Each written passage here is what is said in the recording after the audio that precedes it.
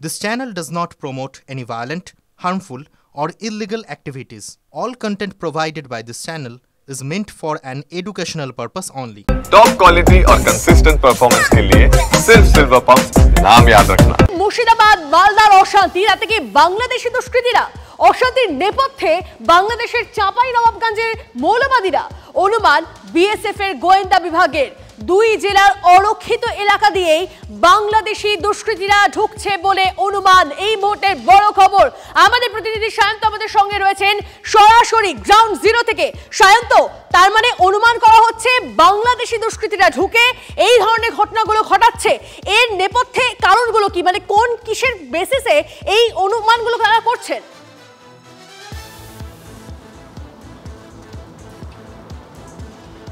দেখো, জঙ্গিপুর থেকে শুরু হয়েছে মুর্শিদাবাদে এই ধরনের বিশৃঙ্খলা তাণ্ডবলীলা। তারপর দেখা যাচ্ছে ধুলিয়ান সুতি এলাকায় মূলত বিএসএফ এর যে ইন্টেলিজেন্স উইং বা গোয়েন্দা শাখা তারা একটি যে রিপোর্ট তৈরি করেছে, যেটা আইজির কাছে সরাসরি পেশ করা হয়েছে, সেখানে নির্দিষ্টভাবে উল্লেখ করা হয়েছে মুর্শিদাবাদ এবং মালদার ঠিক ওপারে অর্থাৎ বাংলাদেশের দিকে রয়েছে চাঁপাইনবাবগঞ্জ, যে জেলা সব থেকে উপদ্রুত বলে খোদ বাংলাদেশ প্রশাসনও জানায়। সেই চাঁপাইনবাবগঞ্জের মৌলবাদী যারা রয়েছে, যারা দিনের পর দিন তাণ্ডব দেখিয়েছে গত কয়েক মাস ধরে, তাদের সম্পূর্ণ ইন্ধন এবং উস্কানি রয়েছে এবং সেই উস্কানি ইন্ধনে পা দিয়েই এই পারে যারা তাণ্ডবকারীরা বা যারা তাণ্ডবলীলা চালাচ্ছে তারা মুর্শিদাবাদের বিভিন্ন অংশে অশান্তিকর পরিবেশ তৈরি করেছে। এমনকি রিপোর্টে এও উল্লেখ করা হয়েছে যে কায়দা বা যে কৌশলে বাংলাদেশের বিভিন্ন অংশে লুটপাট চালানো হয়েছে, পুলিশ আক্রান্ত হয়েছে, পুলিশের গাড়ি ভাঙচুর হয়েছে, সেই একই কৌশল অবলম্বন করছে এপারের তাণ্ডবকারীরাও। অর্থাৎ প্রতিটি ছত্রে ছত্রে মিলে যাচ্ছে ওপারের তাণ্ডবকারীদের সঙ্গে এপারের তাণ্ডবকারীদের কৌশল বা আদব কায়দা। বিএসএফ এর রিপোর্টে এও বলা হয়েছে যে মুর্শিদাবাদের পর মালদহ টার্গেট হতে পারে, কারণ মালদার ওপারটাও চাঁপাইনবাবগঞ্জ জেলার উল্টো দিক পড়ছে। তাই মালদাহ এলাকায় যাতে এই পরিস্থিতি না হয় তার জন্য কিন্তু রাজ্য পুলিশকে অ্যালার্ট থাকার নির্দেশ বলা হয়েছে। তারা বলেছে রাজ্য পুলিশ যেন প্রতিটা ক্ষেত্রে মানুষকে সচেতন করে। বিএসএফ এর তরফে যে অরক্ষিত অংশগুলো রয়েছে সেখানে কোনো না কোনোভাবে এই রাতের অন্ধকারে বৈঠক হয়েছে ওপারের যারা তাণ্ডবলীলা বা যারা মৌলবাদী রয়েছে, ভিডিও কনফারেন্সেও পর্যন্ত বৈঠক হয়েছে বলে বিএসএফ ইন্টেলিজেন্স উইং জানতে পেরেছে। স্বাভাবিকভাবেই বিএসএফ প্রতিটি পকেটে নিশ্চিত নিরাপত্তার ব্যবস্থা করেছে, কিন্তু এটা তো মানে স্বীকার করতেই হবে যে অরক্ষিত অংশ এখনো রয়েছে, সেখান থেকে অনুপ্রবেশ ঘটনা ঘটছে এবং এই জায়গায় কোথাও মনে করা হচ্ছে ওপারের মৌলবাদীদের হাত ধরেই এপারের তাণ্ডবকারীরা মালদহ মুর্শিদাবাদ ঘটনার দিকে আমাদের নজর থাকবে। শান্ত, তোমারও নজর থাক, তোমার থেকে আমরা ইনফরমেশন নিতে থাকবো। অনেক ধন্যবাদ তোমায়। এখন অবধি যে তথ্য যা সামনে আসছে, মুর্শিদাবাদের তাণ্ডবের পিছনে রয়েছে বহিরাগত এই স্বীকারোক্তি জঙ্গিপুরের সাংসদ খলিলুর রহমানের। বাইরে থেকে শামশেরগঞ্জে ঢুকেছে দুষ্কৃতীরা। পুলিশ যদি দ্রুত পদক্ষেপ না করে তাহলে তাণ্ডবের ঘটনা আরো বাড়বে, মন্তব্য খলিলুর রহমানের। বহিরাগত তত্ত্ব ফারাক্কার বিধায়ক মনিরুল ইসলামেরও। সরকারকে কালিমালিপ্ত করতে চক্রান্ত হচ্ছে দাবি শাসক বিধায়কের।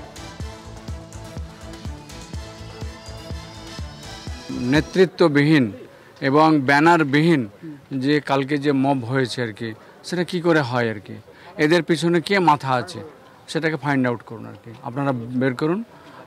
আমরা বলতে চাই যে আমাদের সরকারের কে হেয় করা বা সরকারকে কালিমালিপ্ত করার জন্য একটা পরিকল্পিত মানে ষড়যন্ত্র হচ্ছে আর কি।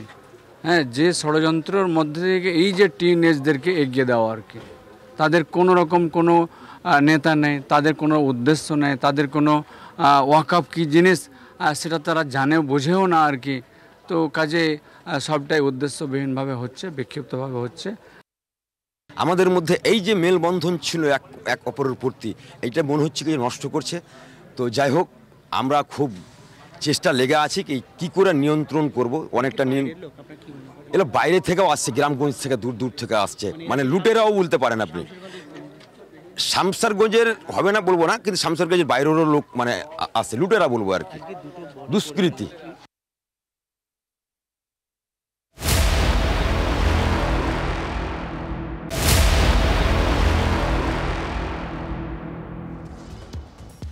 হিংসা বিধ্বস্ত মুর্শিদাবাদ, সন্ত্রস্ত শামশেরগঞ্জ, ধুলিয়ান সুতি, আতঙ্কে বাসিন্দারা। ঘর ছেড়ে পালিয়েছেন অনেকে। এলাকায় কবে শান্তি ফিরবে প্রশ্ন করছেন তারা। প্রচণ্ড আতঙ্কের মধ্যে আছি, মানে আমরা তো খাবো খেতে পারছি না, সবসময় একটা আতঙ্কের মধ্যে আছি। যখনই ঘরে ঢুকছি এই হই শুনতে পাচ্ছি, আবার বেরিয়ে আসছি যে কি হচ্ছে। আমাদের বাড়ির যত বেটা ছেলে আছে সব এসে এখানে সবাই করছে, যত আমাদের পাড়াতে বেটা ছেলে আছে সবাই এসে এখানে পাহারা দিচ্ছে যাতে বাইরের লোক না আসতে পারে। তাহলে আমরা এখানে আন্দোলন নামে হাতে পেট্রোল হাতে কেরোসিন দোকানপাট লুট হলো, মা বোনরা ঘুমাতে পারছেন, তাই এটা কি হচ্ছে? এখানে শাসক দল নয়, প্রত্যেকটা নেতা মন্ত্রী এখানে জড়িত। চলে আসছে, আমরা যাচ্ছি, কতক্ষণ আমরা দাঁড়িয়ে থাকবো এরকম করে রাত জেগে, তারপর ভয়ে থাকছি, রাত্রে ঘুমাতে পারছি না, খেতে পারছি না। আমরা চাইছি আমরা রাষ্ট্রপতি শাসন, আমরা হিন্দুরা যাতে সুরক্ষিত থাকে। আমাদের অনেকে ভয় পালিয়ে গেছে। পাহাড়ঘাটি বেদুনে 100 ঘর পুড়িয়ে দিয়েছে, 450 মারা গিয়েছে, বাপ ছেলে 450 আর সব পালিয়ে গেছে বাংলাদেশে। ওই পার 100 ঘর পুড়িয়ে দিয়েছে ওদের। আমরা মালদা মুর্শিদাবাদ আমরা চাই রাষ্ট্রপতি শাসন।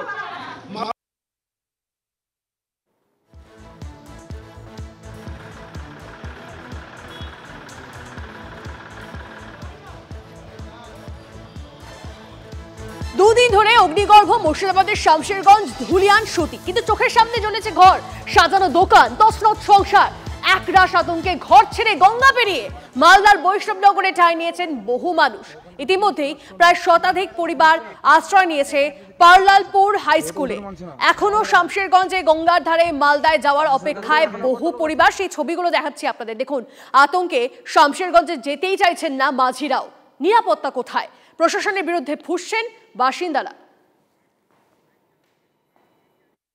পুলিশ আছে ওখানে, কিছু করতে পারছে না, ওদেরও মানছে না, ওদেরও মানছে না। পুলিশ প্রশাসন আসছে, মাঝে মধ্যে পালিয়ে যাচ্ছে, কিছু নাই, বাড়ি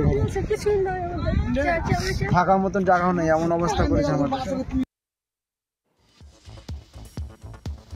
3 দিন ধরে হিংসার আগুন সন্ত্রস্ত মুর্শিদাবাদ। হাইকোর্টের নির্দেশে কেন্দ্রীয় বাহিনী নেমেছে, বিএসএফ টহল দিচ্ছে। বিভিন্ন জায়গায় জমায়েত হটাতে পুলিশি অভিযান চলছে, বিএসএফ এর টহল। ধুলিয়ান পুরসভার বিভিন্ন এলাকা ও সংলগ্ন এলাকায় নজরদারি পুলিশের।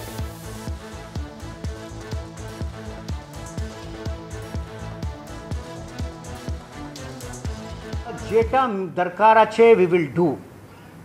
There is no this thing. The violence cannot be allowed, but it doesn't mean that we are dealing with enemies. We police যেটা বলা হয়, police is public, public is police. আমরা কিন্তু এর মানে এটা নেই যারা miscreant আছে they are not included in that. We will take, I've told you, strongest possible action we will take. We will not tolerate any kind of violence. The only thing is rumors have to stop. The damage which has been done, the government will stand by it. We will stand by the people. We will see right now the idea is we protect property and lives of people. চলুন এই মুহূর্তে সেখানকার পরিস্থিতি কি আমাদের প্রতিনিধি ground zero থেকে রয়েছেন কৌশিক আমাদের সঙ্গে, সরাসরি কৌশিকের সঙ্গে কথা বলি। কৌশিক, আমরা দেখেছি যে বাহিনী নেমেছে, সেখানে টহল দিচ্ছে তারা, কিন্তু শান্তি কতটা ফিরলো, নিরাপত্তাটা কতটা ফিরলো, এখন সামগ্রিক পরিস্থিতি কি?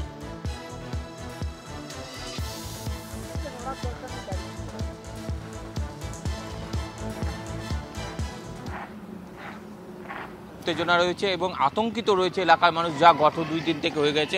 এলাকায় পুলিশি টহলদারি, বিএসএফের টহলদারি সব কিছুই চলছে। তার মধ্যে উচ্চপদস্থ আধিকারিকরা সেখানে এসেছেন। সেই উচ্চপদস্থ আধিকারিকরা যখন পৌঁছায় ঘটনাস্থলে, তাদেরকে সেই সব আধিকারিককে ঘিরে তাদের অভিযোগ জানান এলাকার মানুষজন যে গত 2 দিনে যে ঘটনা ঘটেছে, লুটপাটের মতো ঘটনা ঘটেছে, নির্যাতনের মতো ঘটনা ঘটেছে, একের পর এক যে তাণ্ডব, অর্থাৎ যে ওয়াকফ আন্দোলনের নামে যে তাণ্ডব শুরু হয়েছিল, সেই তাণ্ডবের ফলে যে ক্ষতিগ্রস্ত দোকান ভাঙচুর, সেই সব ঘটনা ঘটেছে এবং সেই এলাকার মানুষ এখনো আতঙ্কিত রয়েছে এলাকার পুলিশ টহলদারিতে।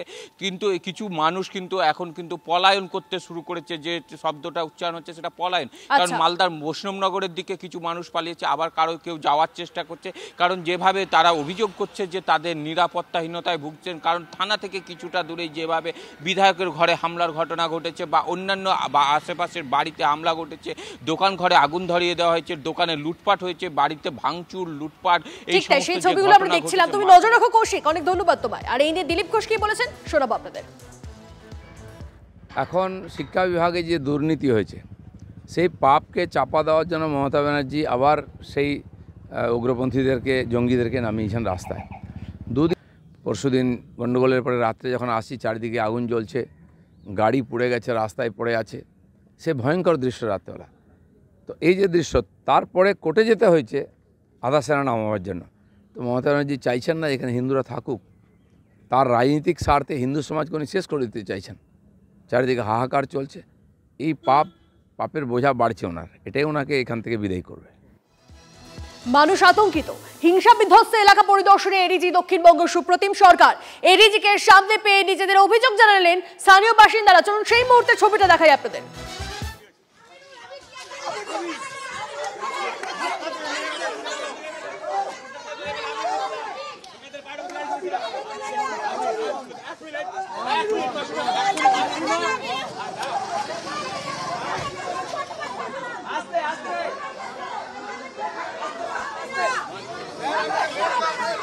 যে ছবি আপনাদেরকে দেখাচ্ছি, এডিজি দক্ষিণবঙ্গ তিনি ঘটনাস্থলে গিয়ে পৌঁছেছেন এবং হিংসা বিধ্বস্ত এলাকা পরিদর্শনে তিনি যেতেই সাধারণ মানুষজন, স্থানীয় বাসিন্দারা তাকে সামনে পেয়ে নিজেদের অভাব অভিযোগ সমস্তটা উগরে দেন বলা যেতে পারে। ঘটনাস্থলে এডিজি দক্ষিণবঙ্গ পৌঁছে গিয়েছেন, সেই মুহূর্তে ছবিটা আপনাদের দেখাচ্ছি।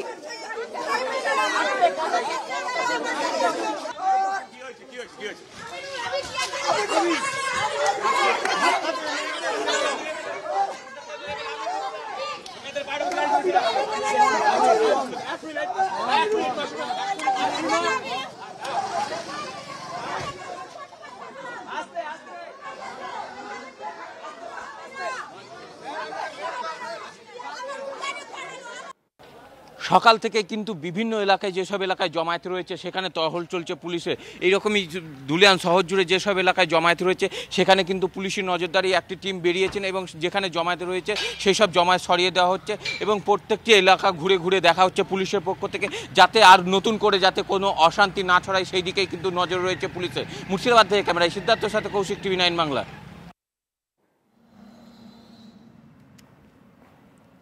ওয়াকফ আইনের প্রতিবাদের নামে গাজোয়ারি, রেলের সম্পত্তি তছনছ, পাথর সরিয়ে রেল লাইন উপড়ে ফেলার চেষ্টা, রিলে রুম, গেটম্যানের ঘর ভাঙচুর, দিকে দিকে ছড়িয়ে তাণ্ডবের চিহ্ন। এটা কিভাবে প্রতিবাদ হতে পারে কারোরই জানা নেই, কারণ আমরা সকলেই দেখতে পাচ্ছি এটা স্পষ্টভাবে তাণ্ডবের চিহ্ন। দেখুন ছবিগুলো।